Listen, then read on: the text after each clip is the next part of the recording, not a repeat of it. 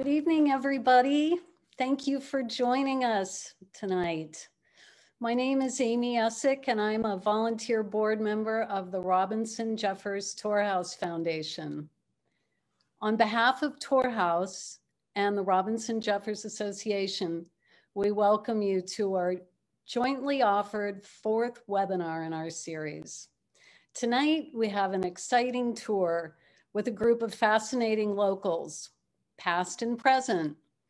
We're stopping at not 3, but 4 key locations on the Monterey Peninsula, with an eye on portraits of Jeffers by legendary photographers Edward Weston and Johann Hagemeyer, and 2 contemporary sculptors, Matranga, Courtney, and Pettee. So let's get started and head on down to Carmel Highlands, Wildcat Hill, well known as the home and darkroom of Edward Weston. We're grateful to have Edward's grandson, Kim Weston, show us around Wildcat, now home to him, his wife, Gina, and their son, Zach. I hope you've had a chance to watch the full film tour. That link was in your approved registration email. You watched it, right?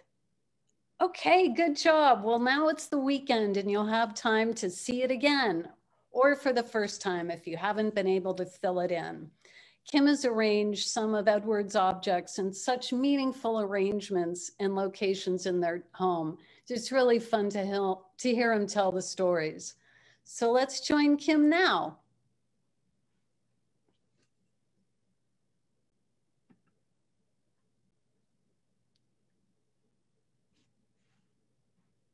My name's Kim Weston. I'm the grandson of Edward Weston.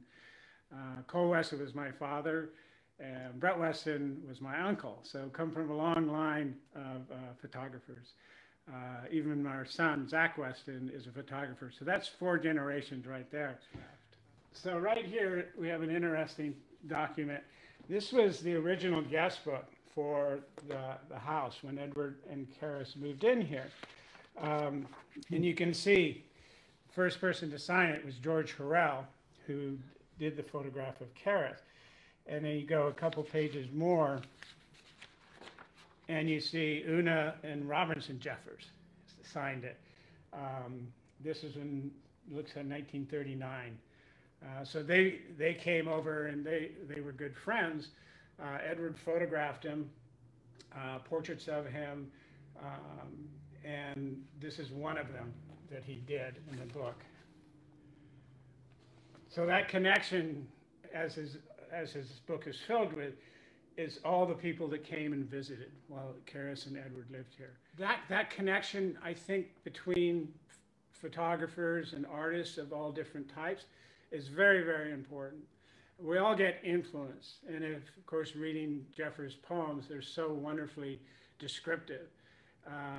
And you couldn't really not help read his poems and then be able to, in your own work, as my grandfather as a photographer, make the feelings of his poetry into photographs.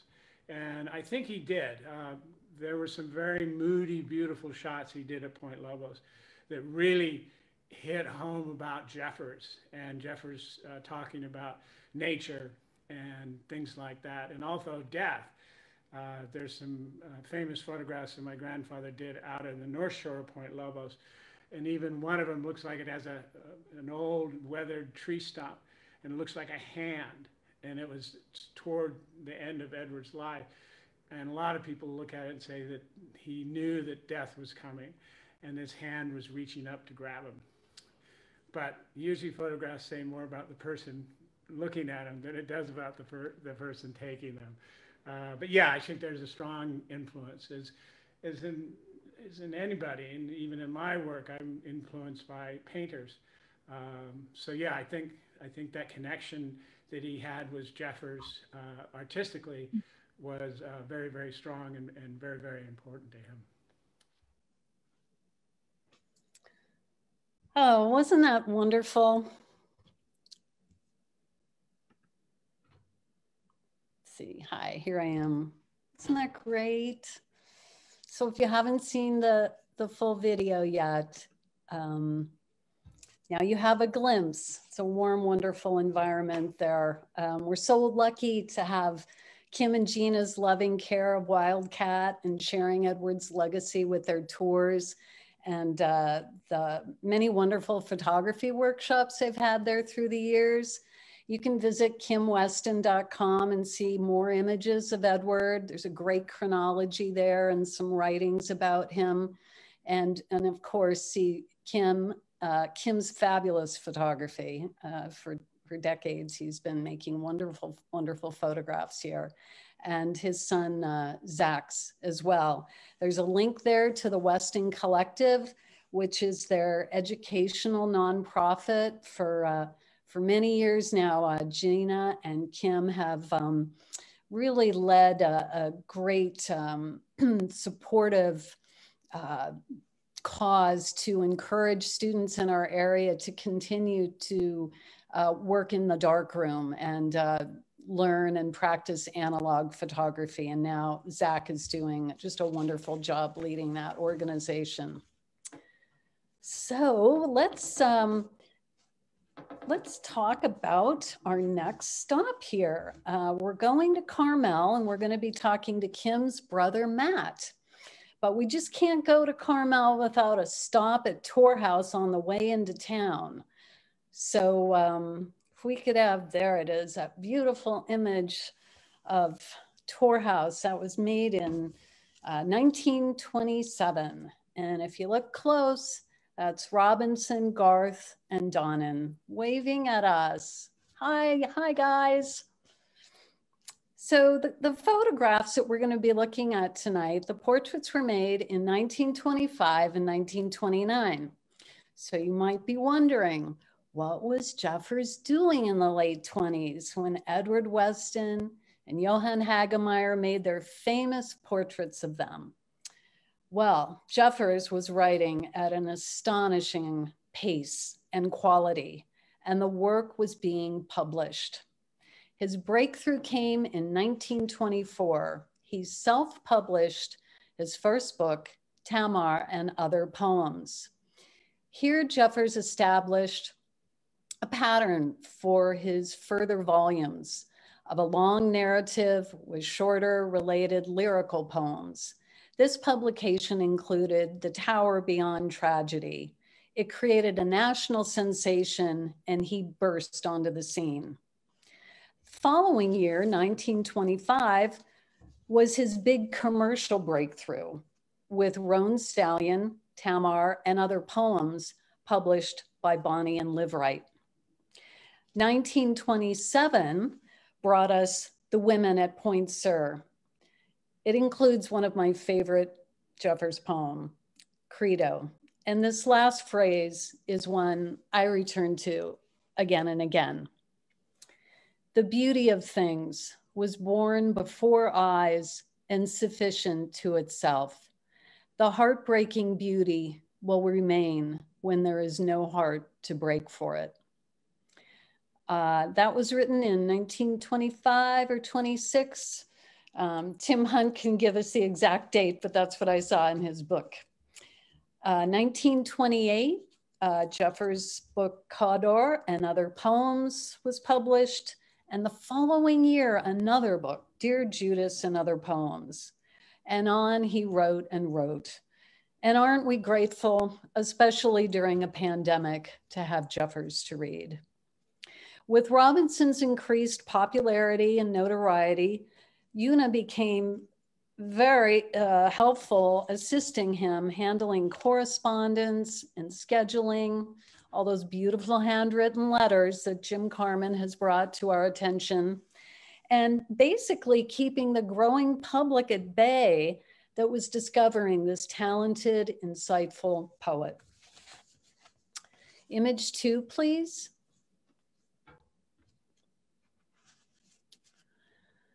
Well, of course, something else that Robinson and Una Jeffers were doing was raising a family. This photograph was made circa late 1920s, and there they are with their beautiful twin boys, Garth and Donnan, who were ages 9 to 13 in the late 20s. Goes without saying, what a fabulous place to grow up with two just amazing, amazing people. So close to nature and living with people who loved it so much and could share so much inspiration that is easy to walk by. In June of 29, the family left for a tour of Ireland, and we'll hear about that more with Matt Weston. And last but not least, in image 3, we see Jeffers kept on rocking. This was a later picture, but nonetheless, in the 20s, he was still making stone, love stone, with his hands. Hawk Tower was finished by 1925, all 40 feet high of it, without assistance. Just amazing. He used those huge locally sourced granite rocks rolled up from the beach and hither and yon, as it were. But this picture is the one we were able to find that I hear was used in a Life magazine story. So probably done in the 50s when Jeffers was about 60. But nonetheless, it was just a wonderful art form that he did for decades. Okay, time to move along. We're headed to the Weston Gallery to meet up with Matt Weston. Matt and I actually met a few days ago as he couldn't be with us tonight. We definitely had a great chat. So Jessica, if you could please take us back to listen with image 4, please. This is a portrait of Edward Weston by Cole Weston, his son, and it was made in 1942. It's courtesy of the Cole Weston Trust. It's my pleasure to introduce Matthew Weston. He's the co-owner of the Weston Gallery with his wife, Dabby, on 6 between Dolores and Lincoln in Carmel. Welcome, Matt. Thank you, Amy. It's a pleasure to be here with you. Yes, it's so great to meet up with you again at the gallery. Gosh, it's been a couple too many years. Yeah. But we met up there working together at Maggie Weston's superb gallery. Your mom. Yes. When did she start that? I was trying to remember. Yeah, so my mother opened the gallery in 1975. And her dear friend, Ansel Adams, another noteworthy local artist, had been encouraging her to open a gallery primarily dedicated to photography. And so she did. And my wife, Davi, and our director, Richard Gadd, and I continue her efforts to this day. Yay. Such a wonderful gallery of 19th and 20th century contemporary photography. Oh my gosh, I learned so much there and remember so much too. It really made a deep impression on me. And this photograph of your grandfather is really burned in my mind too. He just looks so happy and content and, there with his view camera, it's outside in his element. Yes. Yeah, it's true. It's a lovely photograph. I mean, if from a sort of familial perspective, here's a happy father and a happy son taking a picture of his dad out photographing for the day in one of their favorite places, Point Lobos. And oh, okay, yeah, that makes sense. Yeah, it's a very sweet photograph, and I think my grandfather, we always called him GP. That's GP for grandpa. But so this photograph of GP, I think it's also a good example of a style that we call West Coast straight photography.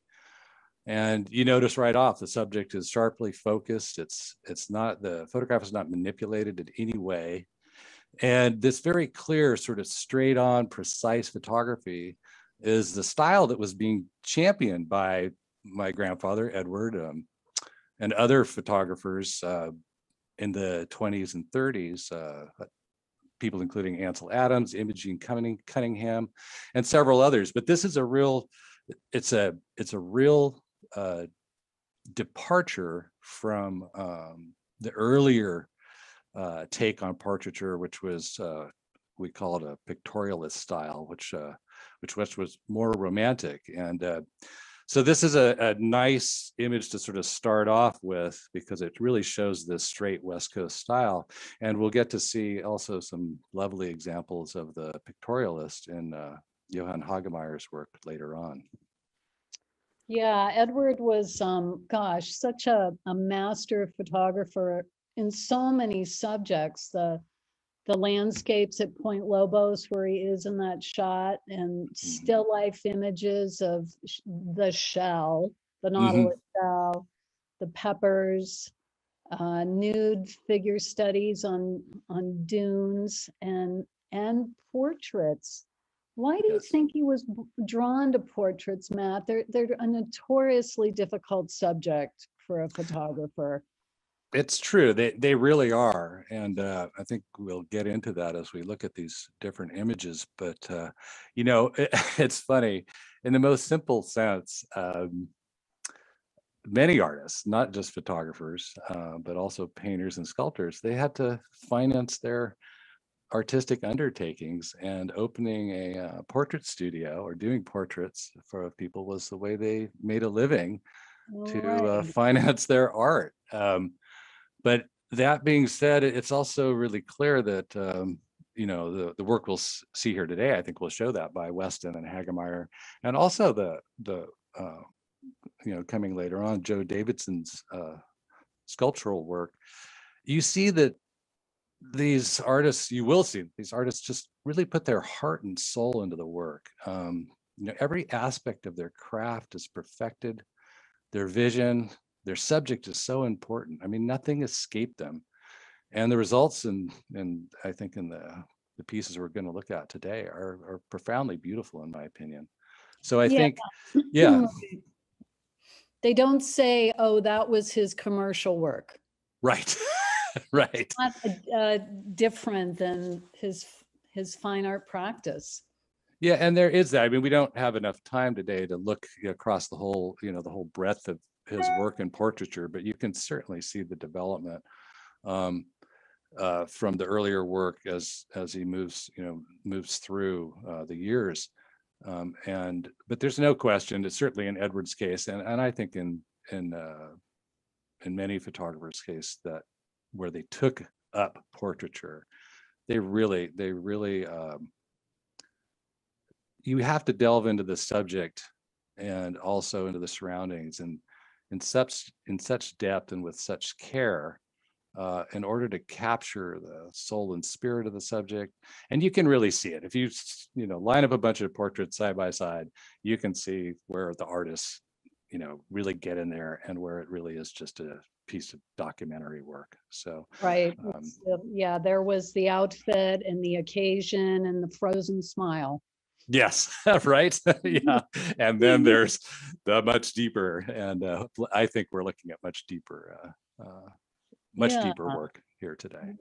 Yeah. So Edward came to Carmel in 1929, which I thought was really interesting. That's the same date as the Jeffers portraits we're going to see. And gosh, yes. He'd only been here for what, a couple months, right? Yeah. Edward, Edward spent time coming and going from Carmel, but he arrives and lives and works in Hagemeyer's studio beginning in January of 1929. And these portraits that we're looking at today, the initial meeting took place in April, but the portraits are taken in May, and he delivers the final product in June before the Jeffers run off to Ireland. So it's short, it's intense, it's deep. My grandfather covers it in his day books. It was, they got in and got it done. Yeah, really impressive. It wasn't, let's do this someday, And it's funny, Edward does talk about, that he felt like he needed to get to know Jeffers a bit before they obviously met and had discussed it. And he felt like he needed to get to know Jeffers a bit more, but the timeline is pretty short. Anyway. Well, let's call up image 5, please, and show everybody what he did. This is Edward Weston's portrait of Robinson Jeffers at Tor House, 1929. And it's here today courtesy of, and the copyright by, the Center for Creative Photography, Arizona Board of Regents. Wow, look at that image. Oh my gosh. It is really, really powerful image. Really? Powerful image of a powerful man. Yeah. Jeffers was 42 here, and Edward was 43, and I loved learning that their ages were so close. Yeah, they were contemporaries. But you just imagine, this was the end of May, right, Matt, when he took this? Yes, that's correct. Yeah, late May. And this is actually the second sitting. There was an earlier sitting that where Edward had really wanted to catch Jeffers out in the bright light to sort of have the light delineate the lines in his face and this and that. And it went okay, but Edward even wrote in his books that it was a bit strained. Jeffers, he felt, was trying a bit too hard to strike a pose, and it was the first sitting, and so this is from the second sitting, and I think, well, instead of me babbling on about it, I'd like to read a quote from my grandfather's day books, because it speaks. Oh, great! I love that entry. Yeah. So I'll read this. So this is from May 29th, 1929, and it reads, "I made 36 negatives of Jeffers, used all my magazines, and developed the moment I got home. It was another gray day, but now I realize, knowing him better, that Jeffers is more himself on gray days. He belongs to stormy skies and heavy seas. Without knowing his work, one would feel in his presence greatness. His build is heroic, nor do I mean huge in bulk, more the way he's put together. His profile is like the eagle he writes of. His bearing is aloof, yet not disdainfully so, rather with a constrained, almost awkward friendliness. I do not find him silent, rather a man of few words. Jeffers' eyes are notable, blue, shifting, but in no sense furtive, as though they would keep their secrets, penetrating all-seeing eyes. Despite his writing, I cannot feel him misanthropic. His is the bitterness of despair over humanity he really loves." Gosh, so insightful for, how much time did they actually spend together? But I sense in reading the day books and that Edward was really someone very present with people, and he developed such deep friendships. Yes. He did. He was an extroverted man, and he, unlike Jeffers, I would say, but he was social, and he was very interested in people. And I think it's part of what makes him such a great portrait photographer too, is he really had interest in the politics and what was going on in the day, and the people around him and fellow artists. He was very serious about his art, and he took so other people who were serious about their art form, he took seriously and was interested in getting to really know them. And I think that really shows in this piece. It's beautifully framed. It's a straight on shot, but there is nothing left to chance here. The background is crisp and clear. The lines in Jeffers' face, it's as sharp. The sheen of his jacket, it's extreme. It's so tactile, and so you can just touch all of that. Right? Yeah.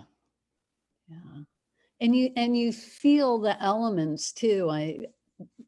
It just feels like there's wind blowing in there, and his hair is moving around. It's just, he's so alive.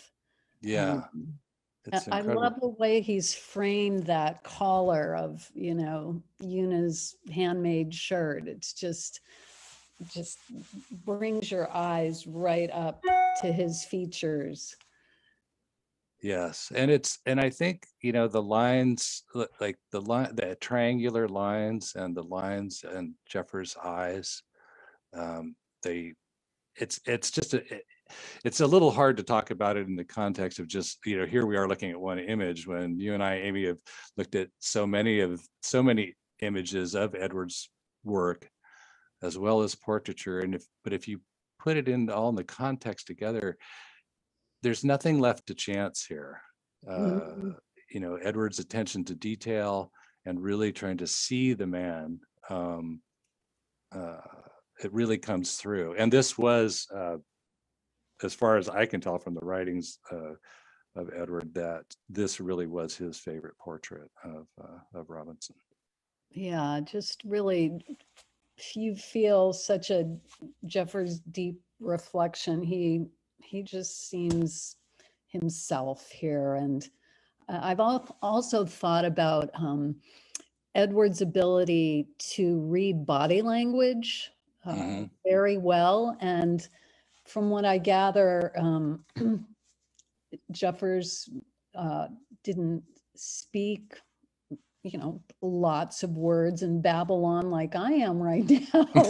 But I'd imagine, he had body language like all of us, and with an attentive person like Edward, he could really take advantage of, finding him comfortable and possibly asking him, that looks great, Yep.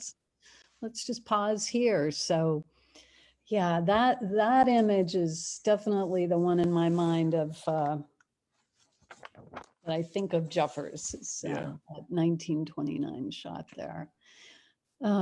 Just a beautiful values all over. Really, Absolutely. Really yummy. Well, we have another image from this session, and image 6, please.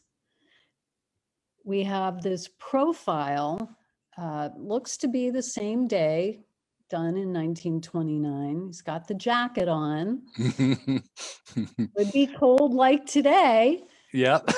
And it's a little breezy. The hair is still blowing around, but again, just, amazing. I just feel like I could grab onto his shoulder and touch that jacket, the rocks in the background. And I think you mentioned this, that it's interesting how there are shadows in the rocks in the background are kind of,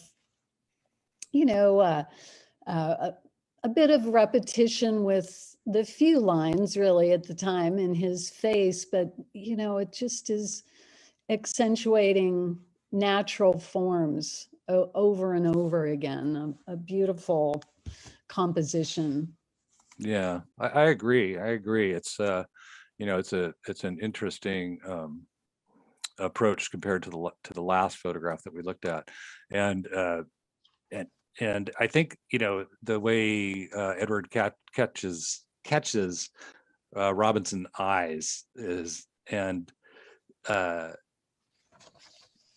like you said, the wind in the hair, and just the contemplative nature of Robinson is so clearly emulated in this. And I think also it's important to mention that here again, Edward would have left nothing to chance. Like all four corners of this piece would have been inspected through the ground glass all the way around the edges. I actually remember my father telling me when he was teaching me to photograph that, your GP always said you'd leave nothing to chance. And with so many portraits, it's so easy to just focus in dead center, not consider the background or anything or what's around it. And Edward takes great care in all of this.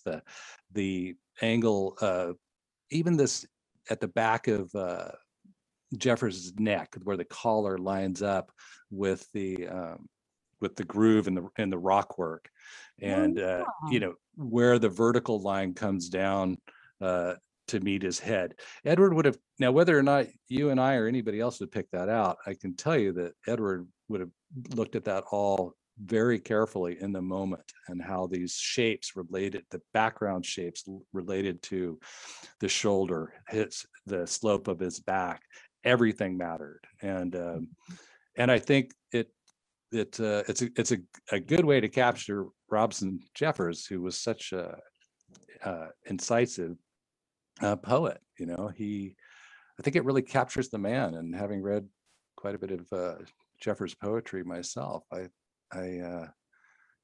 it's clear that my grandfather knew his work as well. And just feels so. He's at home, he's himself and comfortable. And also thinking about these kinds of photographs being made just shows the strong eye Edward had, and his ability to really concentrate and focus to get this done in, a comfortable amount of time, because it doesn't look strained at all, this pose.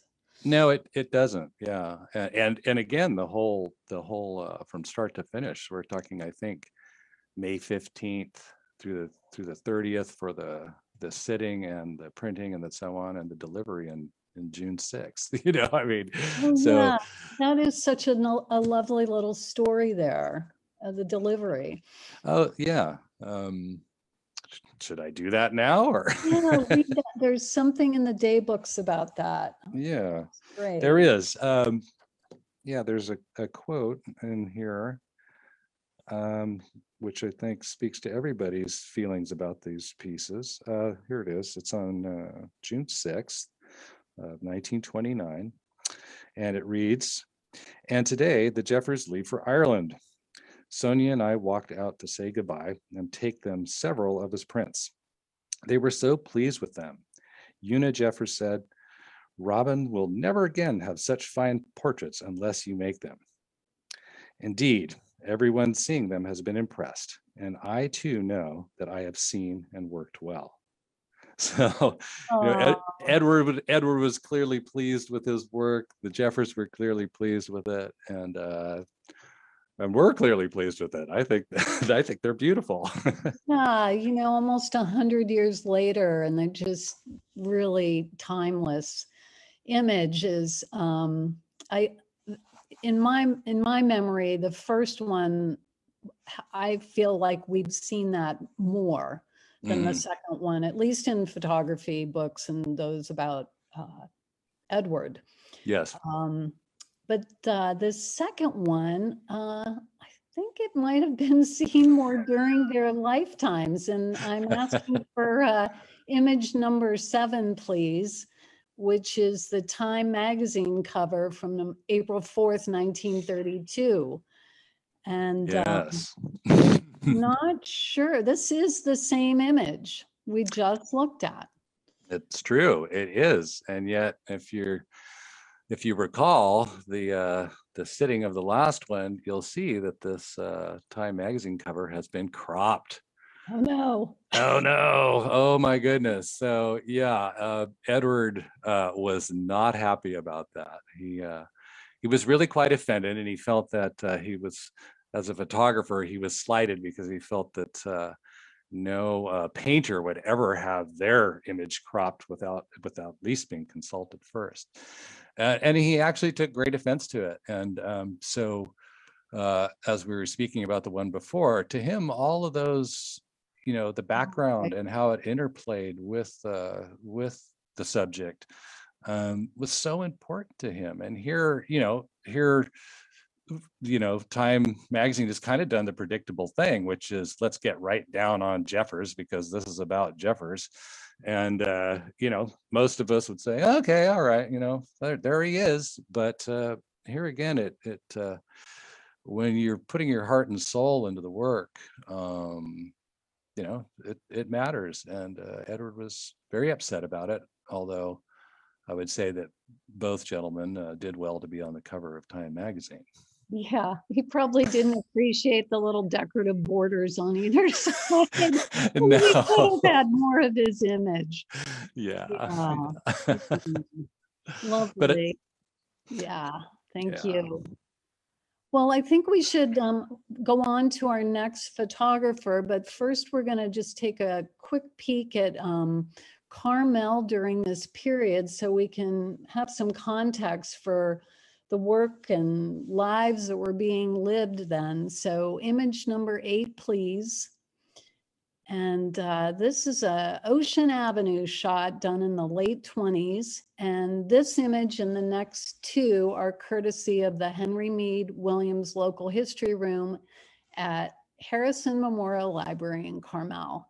And I don't know about you, Matt, but when I saw this, I was thinking, wow, it kind of looks like Carmel in pandemic days. There's like a few cars on the street, albeit older, and a lot of buildings. Yeah, it's a pretty bustling little town already in the 20s, you know. I even see some of the buildings that are, there's still the building there on the corner that used to be the old dairy. And exactly. It's lively. Right, Carmel Plaza ended up coming in on the lower left, and we're gonna point out that wooden fence there in that picture, because that was actually a really popular spot for the locals. Image 9, please. So this is Ocean Avenue near Winnipro in the 20s. And, call it their billboard, their bulletin board. It's where the locals tacked up notices about meetings, events, plays, and probably that advertisement that Edward had.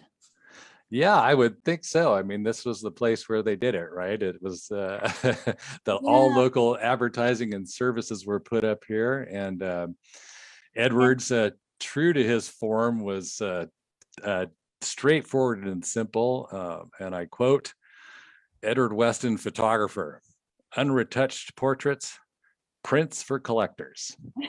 That's it, short and sweet. And oh, by the way, we don't pretty you up. We don't touch up your blemishes. We show you as you are. Right, you've been forewarned. Yes. I love seeing the dress of the day too for the women there. It's great. The hats and their long coats and So our last local shot here is image 10, please.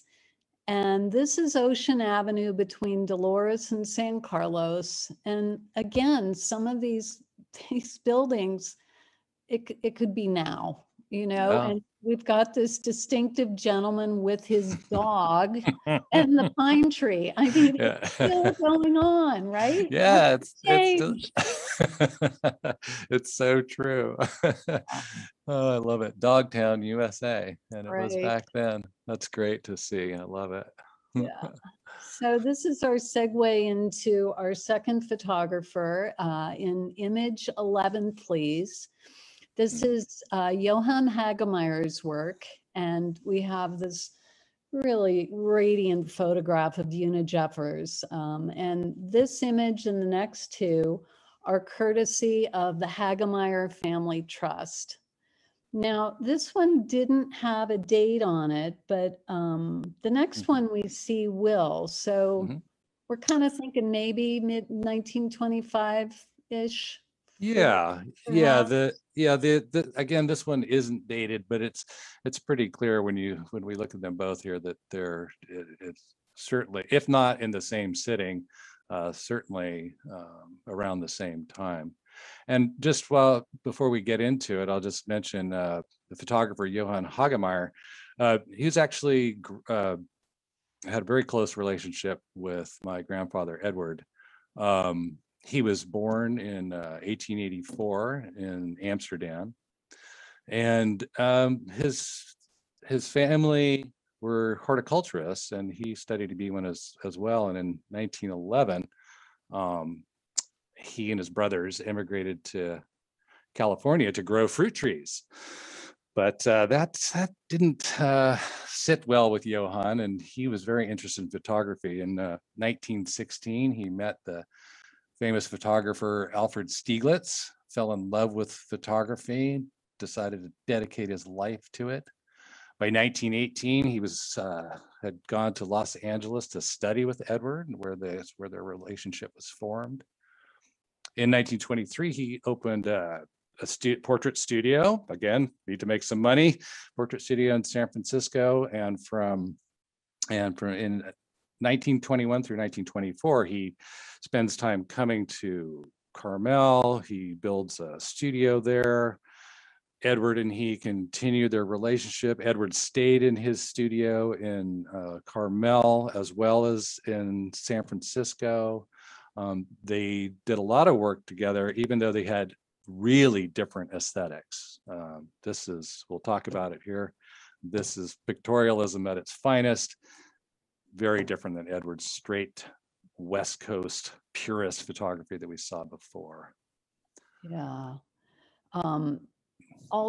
It's a soft focus, but there's still a sense of clarity to the subject. I think it starts to get, softer and those warmer tones as you move towards the background. But his lighting on the features, I mean, Una's eyes are sparkling to me. She just is radiating a joy, and it's beautiful. Beautiful.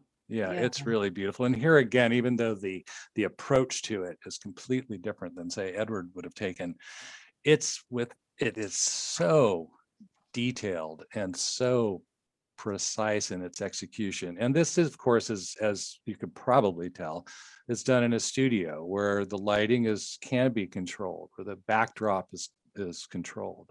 So she just floats in this, in this sea of blackness and comes out of it. And like you said, the lighting is just exquisite, and so much attention paid to the details of it. And the framing, you look at the framing of it, how she's placed in the frame. And even I hope our viewers can see it, even the patina of the print, which is one of my favorite things that happens to these old prints. The silvering is especially beautiful on Hagemeyer's prints. It must have been his paper. His paper is different. Yes, it's definitely a different paper than, and we're not talking that many years apart. I mean, this is, we're talking 25 versus 29, but it is a different paper. There's a very high silver content that as it ages, that oxidation and that patina, that silvering you see around the edges comes out in these types of photographs.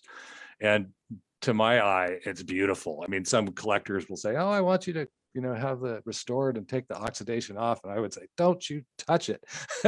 It's so beautiful. The silvering just adds to the sort of halo effect of this lovely, this lovely portrait of Una. It's spectacular. It just adds, I think, another layer of warmth for the individual. It's just a really, really carefully composed. It looks like it was so simple to do, of course. Yes. Great to do that. Yeah. But, just a wonderful focusing in on her being. Yeah. Let's look at the next one, which is image 12, please. And it's Johann's portrait of Robinson Jeffers in 1925. And oh, wow. Yeah, this is right just there. a phenomenal, right? Yeah, so carefully composed, and look at how comfortable Robinson is being photographed. Yeah, he really looks right there and and just okay with it. I mean, he's really got a great presence there.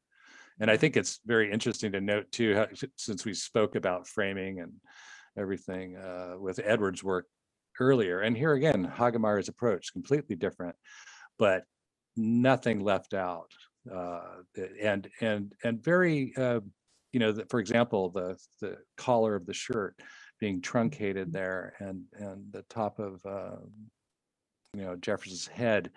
It's very different than Edward's approach, and yet this was all done with purpose and to create this effect. Yeah, that again, interested in shapes like Edward, but that curving neckline on the right side, it just almost mimics the shape of his jaw, and is kind of that same form in his ear. All those forms just kind of bring your focus into his eyes and his features, which, like in the image with Una, is just such a subtle lighting on there, but natural. It looks. Yeah, agreed. And I think it's interesting to note too, just again, in contrast to Edward's work, where he was trying to get absolute depth of field, the background completely in focus, the foreground in focus, would very much again in this West Coast straight style of photography. Here, Hagemeyer uses the opposite end of the spectrum as far as depth of field. He lets the sides of the subject fade out, and yet the lips, the nose, the eyes are just sharp as could be, where it draws your attention to this this man's gaze and his spirit. It's beautifully done. Yeah, I don't think we see this image of Jeffers enough. It's really masterful. Agreed.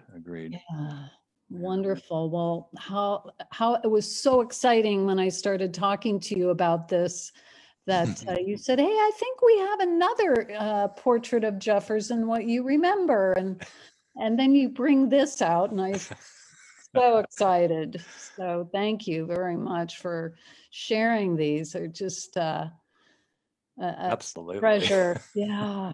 It's great to be able to get them out there for people to see. People don't get to see these, and what two wonderful examples of very different styles of a very important, in my opinion, and powerful man. And I when I say powerful, I mean the power of words. Jeffers is. So I think these two artists really captured him and differing and wonderful and equally deep fashion. Yeah. And then we're going to move on to the last image, number 13, please. This is Johann Hagemeyer's portrait of the bronze bust of Robinson Jeffers. This bronze was done by Joe Davidson, and this bust is located at Tor House in the dining room.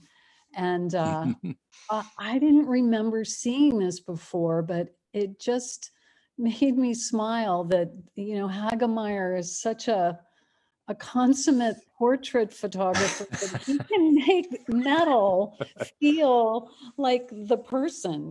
He's got the beautiful lighting on his features again, and again the composition, as you said, nothing left to chance.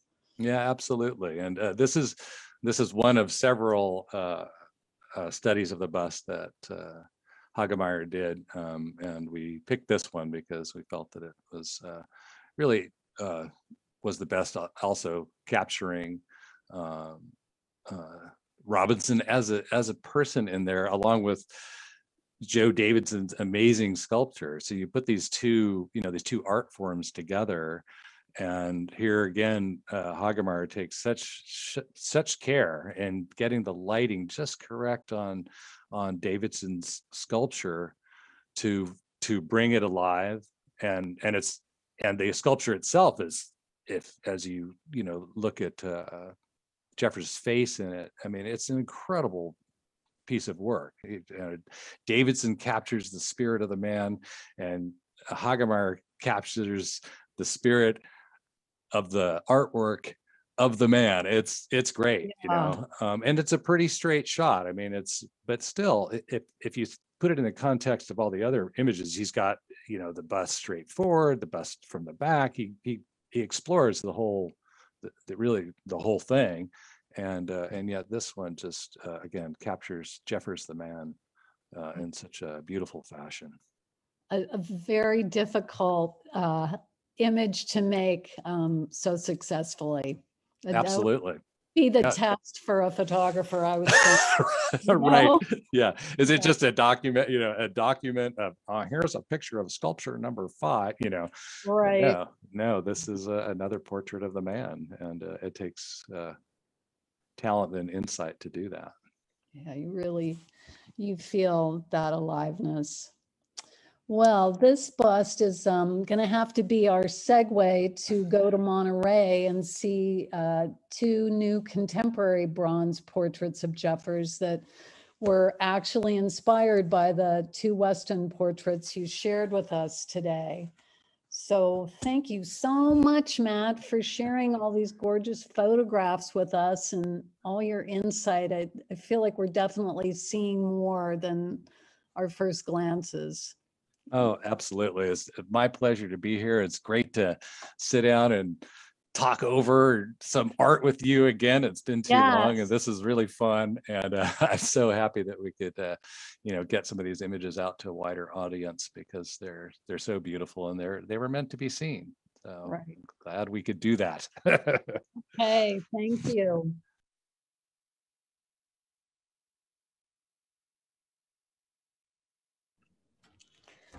Hi, everybody. Thank you so much, Matt. That was a really fun conversation. I think we could call that slow looking. It was nice to take the time to pore over those really special images. So it's time to head over to Monterey. We're gonna meet up with Carol. There she is. Hi, Carol. Hi. Hey, everybody. This is Carol Matranga Courtney, and she's one of our sculptors whose work we're going to be seeing tonight. And we also have Will Pettee. Hi, Will. Hey. Yeah, there he is in his studio with with Jeffers behind him, which we're going to talk about. So great. Let's bring up image 14, please. We are at the Monterey Conference Center at Jeffers Plaza.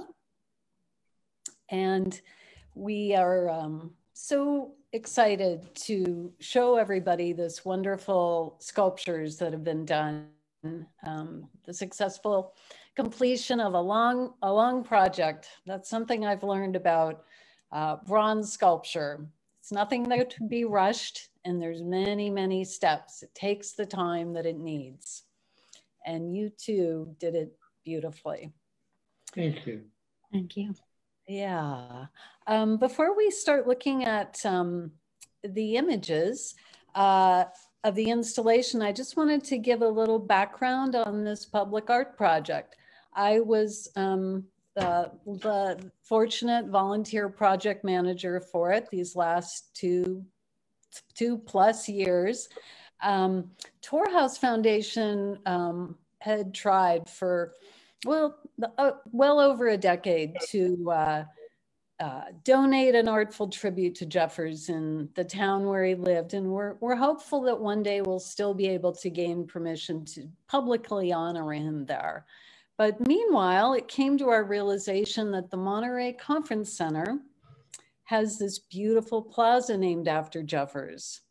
And happily, the city of Monterey and the Monterey Conference Center were enthusiastic about receiving our tribute gifts. So several artists in our community submitted proposals, and we had lots of groups review them and approve them. We had an art committee at Tor House, our board of trustees. We ended up with 2 selections, and then that was approved by the City of Monterey's Museum and Cultural Arts Commission. Next came the planning department, and then the building department gave us our permit.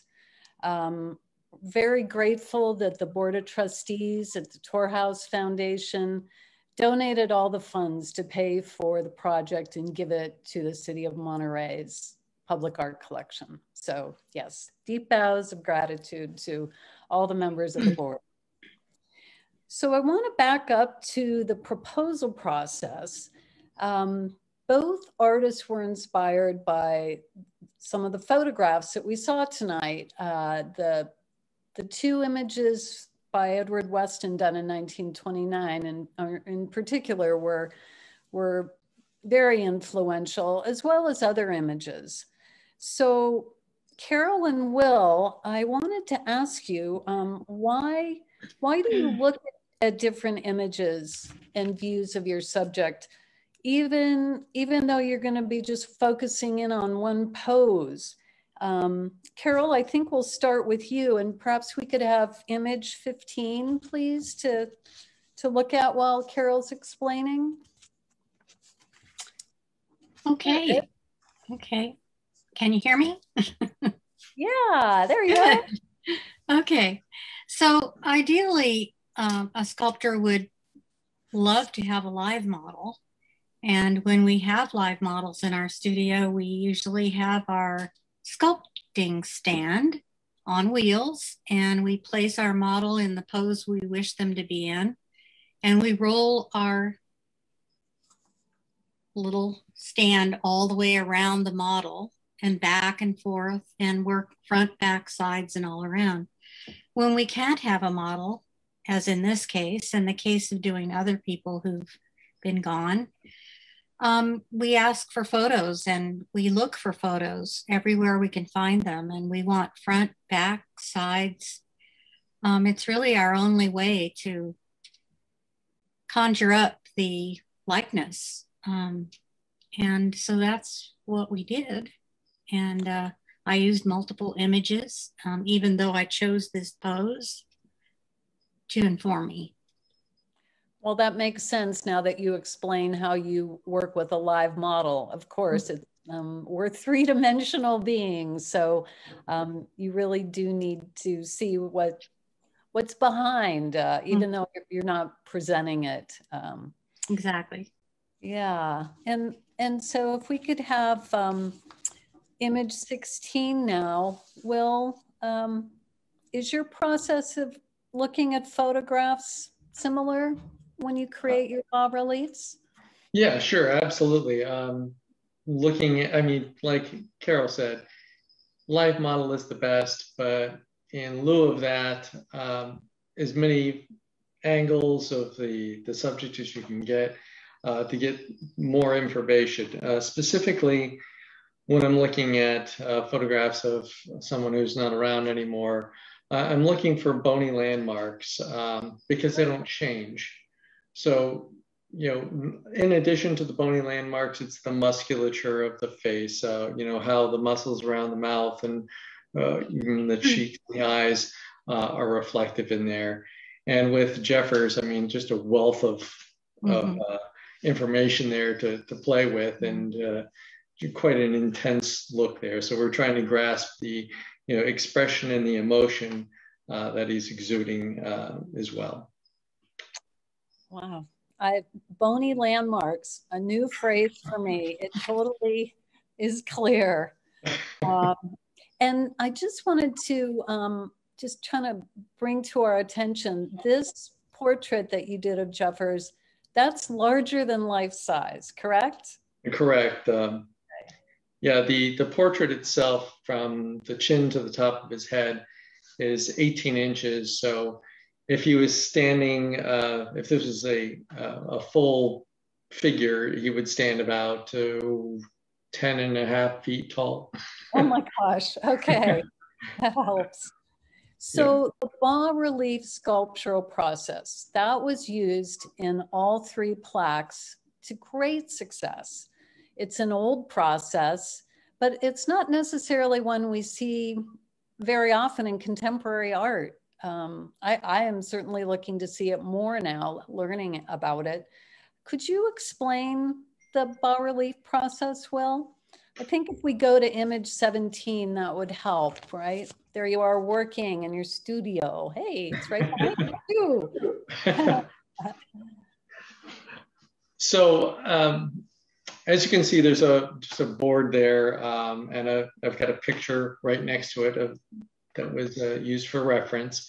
So I start off using just a slab of clay to a thickness that I'm going to be able to build up from and remove information from, or clay from, so that it's giving me the height and the depth that I need for an accurate 3D representation that's not going to be a full figure. So you're still trying to translate that so that people can see that it's a dimensional image and not just a painting or a drawing of some sort.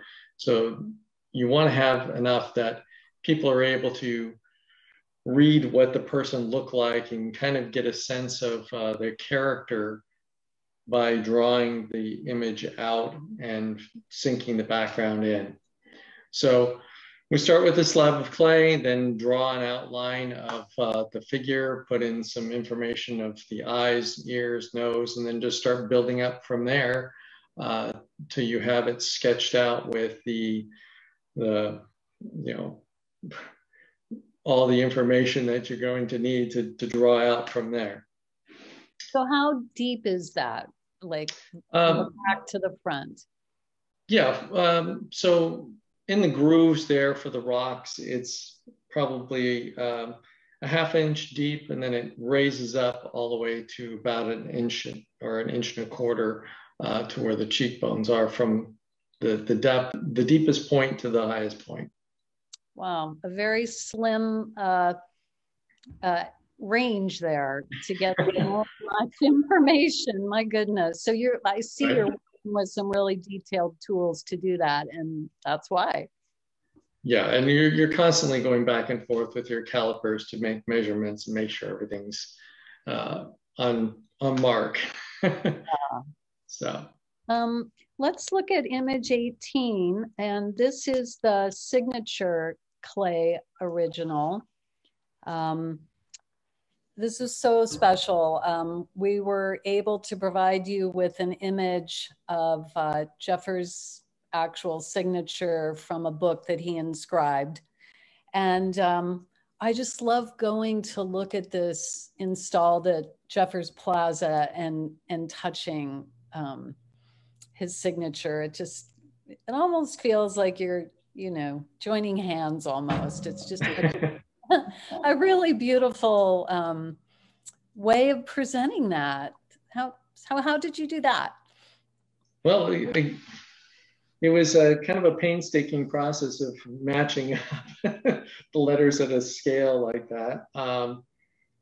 But in this case, I drew out his signature based on, taking the measurements. And then once I thought I had it right, I would go and take a picture of it and pair it up in Photoshop and do an overlay to make sure that it was exact. And every area that wasn't exact got removed and changed until it was exact. So it was really a fun process, kind of painstaking to make sure that you're capturing it right, because you know that people are going to touch it, and that's the special quality of having that raised lettering. It invites people to go and put their hands on it and really, feel the hand of the author. And I just thought that was such a wonderful idea to do in the first place, and very special for anybody who's going to be visiting there in the future. I think it's just wonderful. So it was great that that was part of the project. Yeah, well, you beyond exceeded our expectations with the way that you made that. Please tell us about the background texture of your pieces, and I think we can look at that closer with image 19. Please, so special what you did for the background. Well, now after hearing them talking about how Edward was not happy about the cropping on the photograph, he wouldn't be happy about the reassessment of where the lines were in the background here. But sculpture is different than photography, and what works in photography doesn't work in sculpture. So we didn't want lightning bolts coming through Jeffers' head or something going through his nose. Right. So we rearranged the lines there to highlight his face, and actually use that line near his eye to kind of follow a focal point looking out toward, in a way, his plaque with his poetry on it and the hawk sculpture. But the background texture I used on this was granite from Carmel Beach, where I actually went out toward Point Joe and along that area there that Jeffers frequented, and grabbed up some rocks there that have since been removed, returned. That I used those as texture stamps so that we had an accurate representation of the kind of rock that Jeffers used on Tor House, and that would be reflected there and be a part of his representation. Yeah, it's really beautiful, so much more interesting than just a smooth, shiny background, which would not be fitting at all. If we could go to image 20, please. I think you can take a closer view of that rock texture. And look at how, I wanted to just point out how exciting it has been for me to learn about this process. The clay has more subtle textures, but it's really enhanced with the bronze process. And I guess it's a patina, right? Is that accentuating it? Absolutely. And again, sometimes when you're working with clay, since it's so monochromatic, it doesn't have the ability to translate the light and shadow that you would get with the bronze. So sometimes you have to go into Photoshop and kind of play around with the colorations there until you see what it's translating for you, and hope that it captures it. And it was very important with Weston's photo to capture that background texture like that. And I didn't realize how important it was until hearing Matt talk about it, but it's really, really wonderful that we were able to capture some of that same sort of light and shadow. Right. I think you were communing with Edward on all of that. Could you comment about the eye? The eye is amazing. When you're in the space experiencing it, you feel like he is alive and watching you. It's exciting as you walk around the plaza.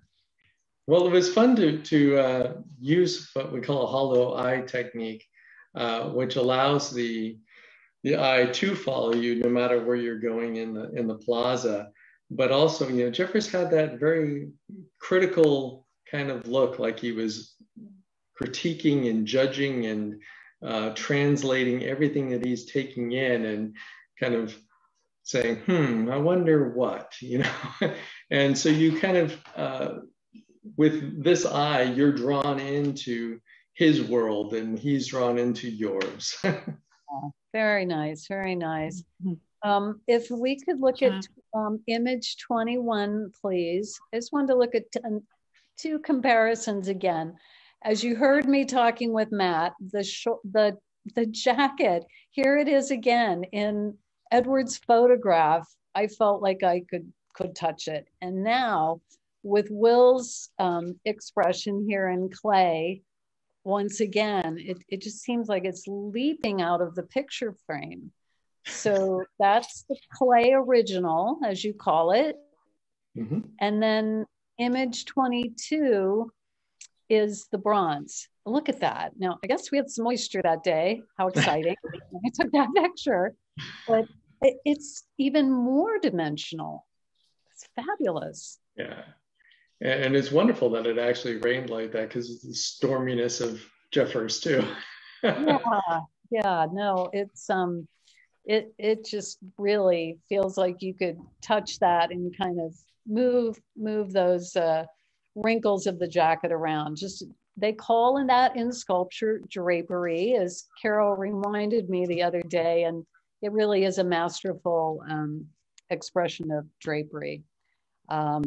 Image 23 will show the installation there. And I really want to commend you, Will. That wall is a bit intimidating with the large scale whiteness of the space and those big letters. So, you know, the scale of your portrait and the signature are really in balance with all of those architectural elements, and one has to take that into consideration with a public art piece. You know, you've got to accept the architecture and the environment and bring the art into it harmoniously. Well, it was an honor to be selected to do this, and to know that it's going to be there for others to enjoy and to get drawn into Jeffers' world. I'm speechless. I can't thank you and Tor House enough for the opportunity. Well, you did fabulous job. Thank you. Thank you. So let's look at Carol's work here in image 24. We have her clay original, the portrait of Robinson. And I guess that's getting queued up. When I look at this, Carol, I feel like Robinson's going to start talking to me. It's just so lifelike in such a simple, essential way. This is toward the beginning, almost just beyond the sketch phase of the relief. But yes, my goal is to make my figurative pieces look as though they might just start saying something. So he's also thinking here, which he does. He likes. Yeah. Well, like we were doing with Will, it's really, pardon me, enjoyable to look at the clay original, and then in image 25, we have your bronze portrait. And again, it's exciting to see the changes. Some of those subtle textures just really come to life with, again, I guess it's the patina. Is that right? It's the patina, but it's also the way light and shadow falls on all art, really, whether it's in the round or whether it's bas-relief. And in that particular area, there's a lot of this is south facing. So it's getting that full on sunlight, if there is sunlight. If it's foggy, then not so much. And this photograph was taken on a sunny day. And so you're getting a lot of activity. And it's showing every single little protrusion in the relief. And there might be another time when you'd see less of that. And expression changes when that happens. But when you do sculpt and you know where the piece is going to go, you have to keep in mind and play with the light on your piece, even when it's just in clay, to get an idea of what it's going to look like when it's in that setting. Well, that's gives me inspiration to visit at different times of the day, and it will look different, yes. Evening time too, but hopefully always like Jeffers. Yeah. Well, what Carol's piece has a lot of elements in it, And her proposal was the only one that was cited for this garden planner area. And it really solved a terrific kind of a dilemma we were going through with the planning, because we couldn't really figure out how to include a phrase of Jeffers' poetry on that big wall with all of the, the Monterey Conference Center, Jeffers Plaza signage. And it's right by the door that goes into the conference center. We really didn't want to have people's reading of Jeffers' poetry interrupted at all. So her idea to place this plaque in the garden was just perfect. We reached out to the students, professors, and scholars that of Jeffers that are on the Tor House board to provide some suggestions. And the one that we used is coming from Jeffers' poem, The Answer, in 1927, or 37, excuse me. It was just agreed upon immediately. And here it is. I do want to point out a very insightful comment that comes from Doug Phillips, who's the administrator of the conference center. He noted that the background texture is similar to like an old, an old leather book. And it's really inviting the viewer to come up and read the phrase. So perhaps if we go to image 27, we can read along. If Carol, you'll be willing to read it to us. I'd love to. Organic wholeness, the wholeness of life and things, the divine beauty of the universe. Love that, not man apart from that. Wonderful. Thank you. Love that.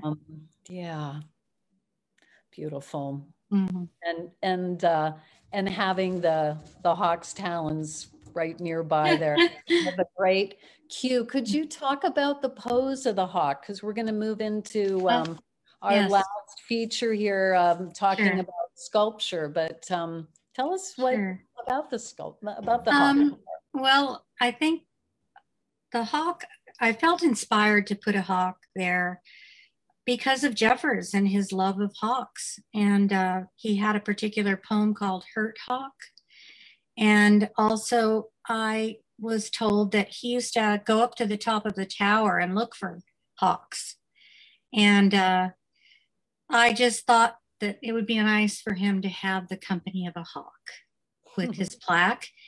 And I have the hawk posed looking down at the poem and Jeffers at the same time as Jeffers is looking back at the hawk. So it's kind of a nice little relationship there at the two of them, hopefully. Absolutely. And I'll tell you, looking at this photograph, which all our images here were done by Jim Pinkney. It's just a beautiful presentation. Yeah. I love that pose of the hawk because it's telling you, hey, look down here, read this. It just is a really nice cue up on that.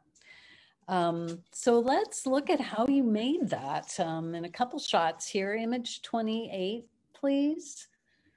There we are in your studio. This is an early shot of the hawk, right? Yes, this is not the actual beginning, because it begins with a lot of study, a lot of, again, photographs, taking photographs of live hawks. I went to the Natural History Museum where they have one stuffed and took pictures of that.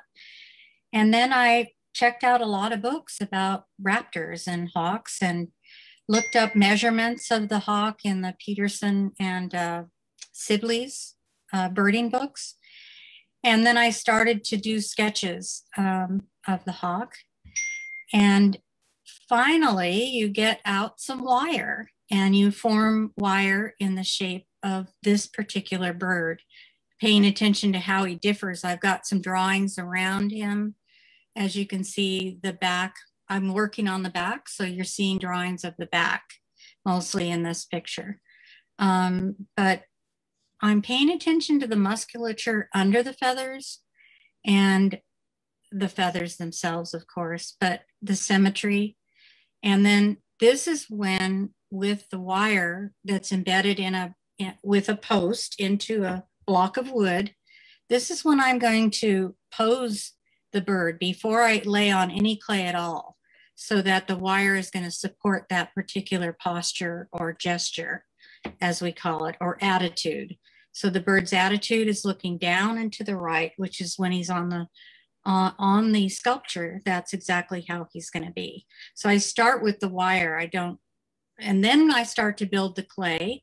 And all the while I'm building the clay, I'm measuring and remeasuring based on the actual size of this bird. I did reduce the bird in size from the actual size. And then in the process of the foundry work, it also ends up smaller. So I took all that into account to try to get it symmetrical with how I wanted to balance its size with the plaque. Oh, and right. And then the very last thing I do are the details: the beak, the talons, the eyes, and the feathers. And it's really hard for me to wait because I love doing that part. So. I can tell you're doing it so well. If we could look at image 29, this is definitely further along now. Yes. There I'm doing detailing. And again, I'm measuring and I'm looking at symmetry. I'm doing the bird all the way around each time. I don't stay on the back. I move it, move it, move it. Because you can get very lopsided and it becomes obvious where you've been working and spending your time. Well, image 30 really shows where you, it's just masterful, Carol. Oh my goodness, look at the gorgeous detail. I feel the talk could just lift up and fly. It's so, well, accurate. I mean, it's, and beautiful, different textures, really close looking on your part. Love doing it. I just have a love for birds.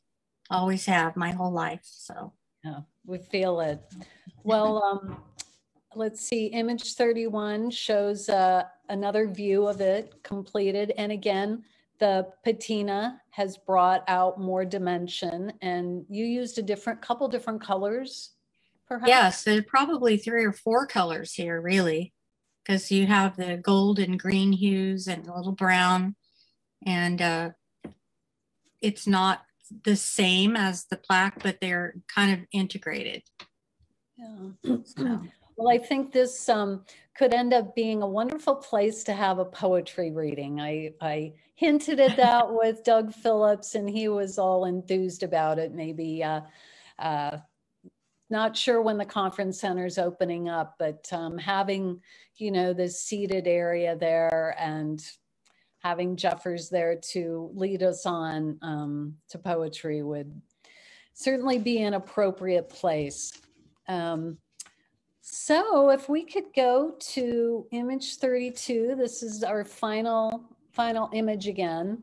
We're going to turn to the Q&A. I want to thank our audience for listening so carefully to all these interpretations and close viewing of such wonderful, wonderful art. We're grateful for all the people that were involved bringing this to life. Thank you. Thank you. Thank you, Amy. Yeah, it's wonderful.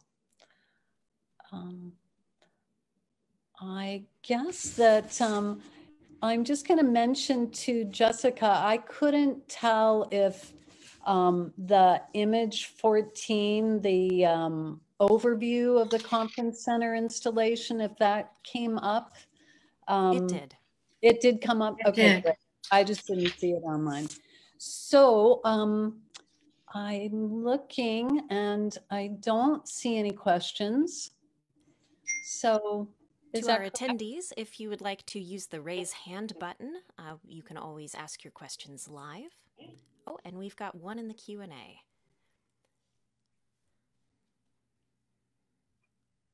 Oh, the question is, I had never seen that last Hagemeyer photo. It was amazing. Where is that held? All three of the Hagemeyer photographs, and including the one here of, well, Joe Davidson's sculpture, all of them are held at the Weston Gallery. So very nice that Matt shared those with us. Okay. Anyone else have a question for us tonight? Okay. Well, I did just want to mention that while the conference center is not open to conferences at this time, the building is open Monday through Friday, 9 to 5, and you can enter it and take the escalator up and look and go out to Jeffers Plaza. There is an entry off of Pacific Street across from the hotel across the street, so you can go in that way too. But anyway, enjoy it. And I want to thank you all for spending time with me, sharing what you made, and the tour by Kim and the photographs with Matt. It was a wonderful coming together of portraiture with Jeffers. All right. So have a good evening, everybody. Bye-bye. Bye. Bye. Thank you. Thank you.